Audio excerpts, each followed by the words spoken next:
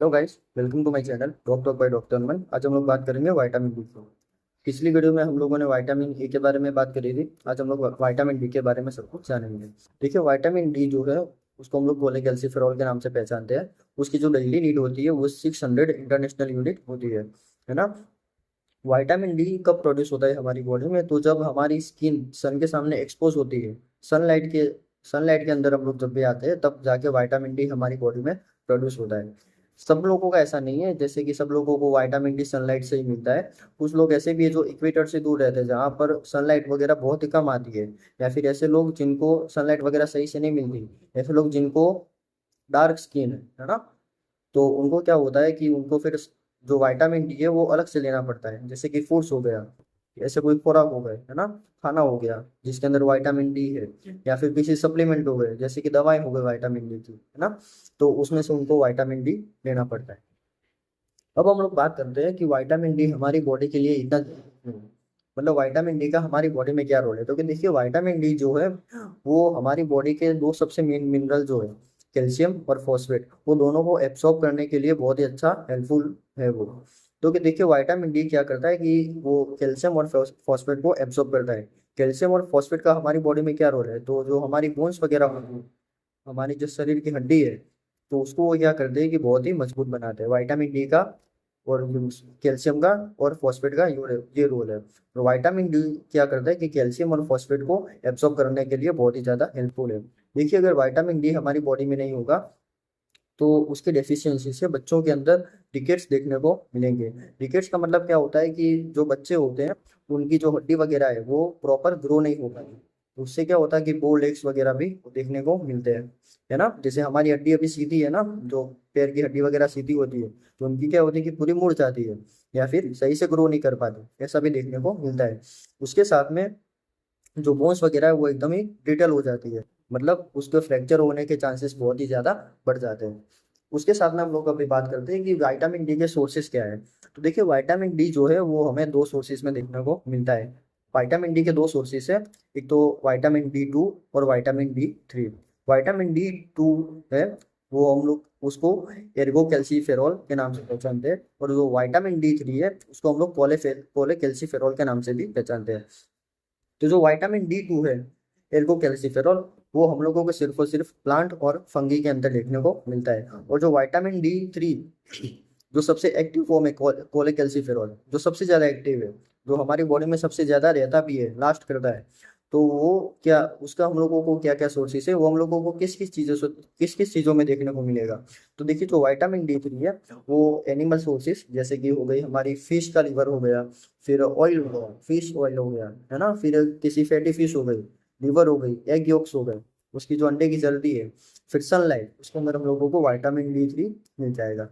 अब हम लोग बात करते हैं कि विटामिन डी की सबसे ज्यादा जरूरत किसको पड़ती है।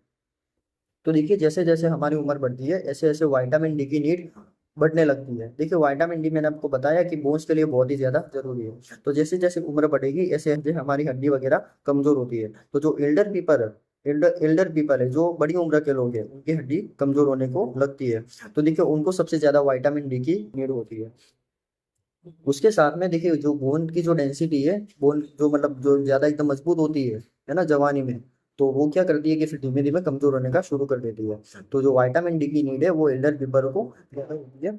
और उसके साथ में जो ऐसी महिलाएं जिसको मेनोपॉज हो गया, यानी कि उनको पीरियड्स आना बंद हो गए, अब उनको पीरियड्स नहीं आते नॉर्मली, ये 40 या फिर 50 साल किसी भी उम्र में हो सकता है, 40 या तो 50, उसका एक कोई भी एज हो सकती है।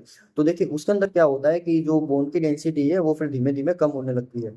देखिए, मेनोपॉज के बाद से विटामिन डी की डेफिशिएंसी इसलिए होती है कि फीमेल के अंदर एक हार्मोन प्रोड्यूस होता है, ईस्ट्रोजन।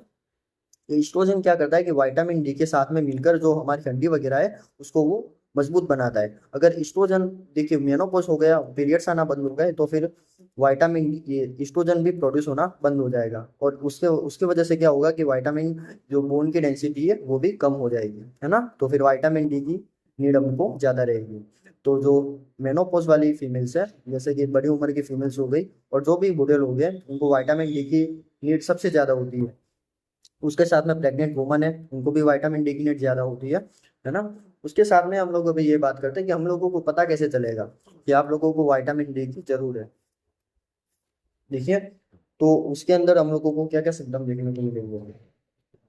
तो देखिए, सिम्टम्स के अंदर ऐसा है कि सिम्टम्स के अंदर हम लोगों को सारी उसके अंदर अलग अलग सिम्टम देखने को मिलते हैं। जैसे कि चिल्ड्रन हो गया, बच्चे हो गए, तो उसके अंदर हम लोगों को सबसे ज्यादा कॉमन चीज ये देखने को मिलेगी कि बच्चों को रिकेट्स होंगे।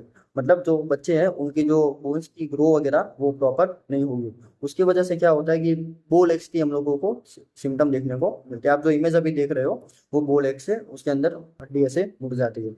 उसके साथ में जो टूथ वगैरह है उसके अंदर भी हम लोगों को इरप्शन देखने को मिलते हैं, है ना। उसके साथ में स्केलेटल डिफॉर्मिटीज भी होती है, बच्चे का जो आकार वगैरह होता है शरीर का वो सही से नहीं हो पाता। उसके साथ में हम लोगों को ऑस्टियोमेलेशिया देखने को मिलेगा, मतलब कि हड्डी के अंदर दर्द होगा और कमजोरी भी आएगी। उसके साथ में ऑस्टियोपोरोसिस भी हो सकता है। उसके अंदर क्या होता है कि जो बोन की डेंसिटी है वो कम हो जाती है, और उसकी उसकी वजह से क्या होगा कि जो हड्डी है उसके फ्रैक्चर होने के चांसेस बहुत ज्यादा बढ़ जाते हैं। इसके साथ में हम लोगों को मस्कुलो स्केलेटल पेन देखने को मिलेगा, यानी कि जो हमारी जोड़ों जोड़ों का दर्द है, मसल का पेन हो गया, और हड्डों का दर्द भी बहुत ही ज्यादा कॉमन है। अभी हम लोग ये कैसे ना कि अब आप लोगों को ये कैसे पता चलेगा कि हम लोग विटामिन डी सही से ले रहे हैं कि नहीं ले रहे हैं। तो देखिए, विटामिन डी सही से लेने के लिए बहुत सारे रास्ते हैं।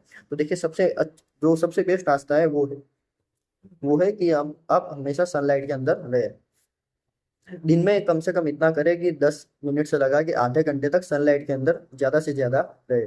देखिए, ऐसे पूरी बॉडी को भी सनलाइट के साथ में सनलाइट के आगे एक्सपोज करने की जरूरत नहीं है। सिर्फ हमारी हाथ और पैर, अगर ये दोनों चीजें भी एक्सपोज कर ली तो भी बहुत ही ज्यादा इनफ है वो।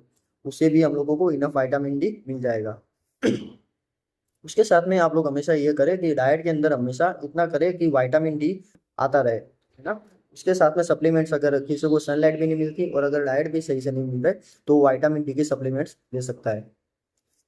उसके साथ में हम लोग अभी ये देखते हैं कि ये जो रिकेट्स बोन के साथ में है, उसके अलग और भी क्या बेनिफिट्स है, विटामिन डी लेने के और भी ज्यादा क्या फायदे हैं। तो देखिए, उसके अंदर सबसे एक जो अच्छा फायदा है वो है इम्यून सिस्टम को बहुत ही ज्यादा हेल्प करता है। तो विटामिन डी है वो इन्फेक्शन के सामने लड़ने के लिए बहुत ही ज्यादा हेल्पफुल है। उसके साथ में वो हमारी जो की ग्रोथ होती है, और कैंसर का भी वो प्रिवेंशन करता है। कैसे प्रिवेंट करेगा, तो विटामिन डी जो है वो हमारी सेल की ग्रोथ को मेंटेन करके रखता है। मतलब कि सेल की ओवर ग्रो नहीं हो जाए, है ना, इस तरह से वो हमारी सेल को मेंटेन करता है। देखिए, कैंसर के अंदर क्या होता है कि जो हमारी सेल वगैरह है उसकी बहुत ही ज्यादा ग्रो हो जाती है, एबनॉर्मल ग्रोथ हो जाती है, उसी को कैंसर बोलते हैं।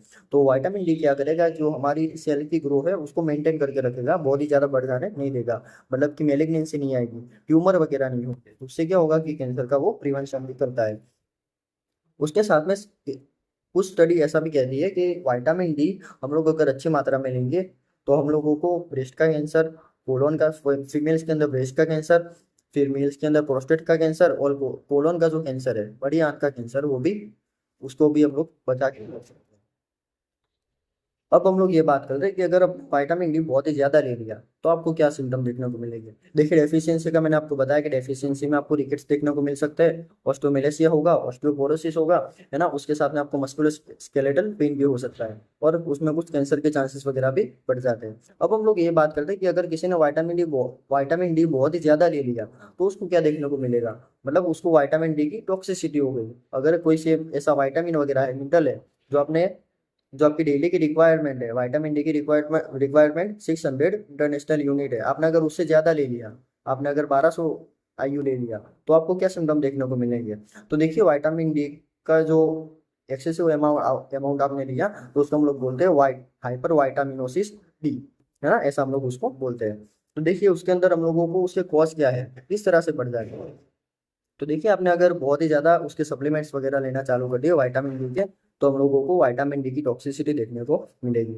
उसके साथ में विटामिन डी जो है वो हमारे ब्लड के अंदर कैल्शियम लेवल ही बहुत बहुत ही ज्यादा बढ़ा देता है।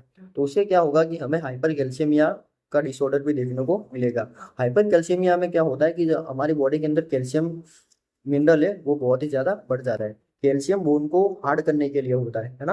अगर कैल्शियम ही बहुत ही ज्यादा बढ़ जाएगा तो हमारी जो सॉफ्ट टिश्यू है ना, फिर हार्ट हो गया, हमारा लीवर हो गया, उसके अंदर बहुत ही ज्यादा जाके इकट्ठा इकट्ठा हो जाएगा, और उसको हम लोग को वो हार्ट का कैल्सिफिकेशन देखने को मिलेगा।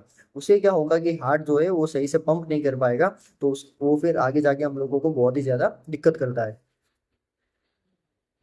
उसके बाद हम लोगों को सिम्टम क्या देखने को मिलेंगे, तो सिम्टम्स के अंदर हम लोगों को नोजिया देखने को मिल सकता है। आपने अगर शॉर्ट टर्म में लिया विटामिन डी बहुत ही ज्यादा, तो आप लोगों को नोजिया देखने को मिलेगा, यानी कि उल्टी आएगी, है ना, उल्टी की फीलिंग आएगी, फिर वॉमिटिंग भी हो सकती है उसके साथ में, एनोरेक्सिया यानी कि भूख नहीं लगेगी, फिर आपको सर में दर्द भी हो सकता है, उसके साथ में वीकनेस देखने को मिलेगी, प्यास बहुत ज्यादा लगेगी और पेशाब भी बहुत ही ज्यादा आएगी। उसके साथ में आप अभी ये फाइंडिंग्स कैसे कर सकते हो कि आपको विटामिन डी की डेफिशिएंसी है या नहीं है, तो देखिए उसके लिए लैब का टेस्ट आता है 25 OH-D, है ना, ये लैब का टेस्ट है, जो ब्लड का टेस्ट होता है उसके अंदर ये ऐसा लिखते हैं। तो देखिए उसका फुल फॉर्म क्या है, 25 हाइड्रोक्सी विटामिन डी टेस्ट, है ना। उसके अंदर जो विटामिन डी की जो नॉर्मल रेंज होती है, जो लैब फाइंडिंग्स के अंदर, वो क्या है 20 to 40 नैनोग्राम एम एल, या तो फिर 30 to 50 नैनोग्राम पर एम एल, ये किसी भी लैब में अलग अलग अलग हो सकती है। और अगर हम लोग मिलीमोल में बात करेंगे पर लीटर की, तो 60 to 100 मिलीमोल पर लीटर, या फिर 70 to 125 मिलीमोल पर लीटर, ये दोनों में से कोई भी एक यूनिट हो सकता है। और हम लोग इससे जांच भी करा सकते हैं कि विटामिन डी की आपके अंदर कमी है या नहीं। तो अगर किसको विटामिन डी की डेफिशिएंसी हो गई, तो आप लोग उसको क्या ट्रीटमेंट दोगे, तो देखिए विटामिन डी की डेफिशिएंसी हम लोग घर पे ही उसको पूरी कर सकते हैं, है ना। तो उसके अंदर हम लोगों को क्या करना है कि दिन में कम से कम इतना ट्राई करें कि 10 मिनट से लगा के आधे घंटे तक विटामिन डी की डेफिशिएंसी को पूरा करने के लिए सनलाइट में आप लोग जाए, अपने हाथ और पैर वो दोनों को सनलाइट के सामने एक्सपोज करके रखें, तो उसी से हो सकता है कि आपकी जो विटामिन डी की डेफिशिएंसी है वो पूरी हो जाएगी। उसके साथ में आप लोग फूड्स के ऊपर भी अच्छा ध्यान दें, जैसे कि फिश हो गया, लिवर हो गया, है ना, वो सारे के जो फूड्स है उसके ऊपर भी आप लोग अच्छी तरह से ध्यान दें। और मान लें अगर आप ये दोनों में से कुछ भी नहीं कर सकते, जो तो विटामिन डी की सप्लीमेंट्स भी आप लोगों को मार्केट में मिल जाएगी, किसी भी मेडिकल शॉप में मिल जाती है ना। विटामिन D3 लिखा हुआ रहेगा या फिर कोलिकैल्सिफेरॉल लिखा रहेगा, है ना। विटामिन D3 की टेबलेट्स ही लेनी है, वो सबसे ज्यादा एक्टिव फॉर्म में होती है और सबसे ज्यादा वो हमारी बॉडी के अंदर सबसे ज्यादा टाइम तक वो रहेगी भी। तो देखिए विटामिन डी के बारे में आज इतना ही था, है ना। आप लोगों को अगर किसी चीज़ में तकलीफ हुई हो तो आप कमेंट सेक्शन में बताएं, और अगर किसी टॉपिक के ऊपर आपको वीडियो चाहिए तो भी आप बताएं, मैं ट्राई करूंगा उसके ऊपर वीडियो बनाने का। Thank you.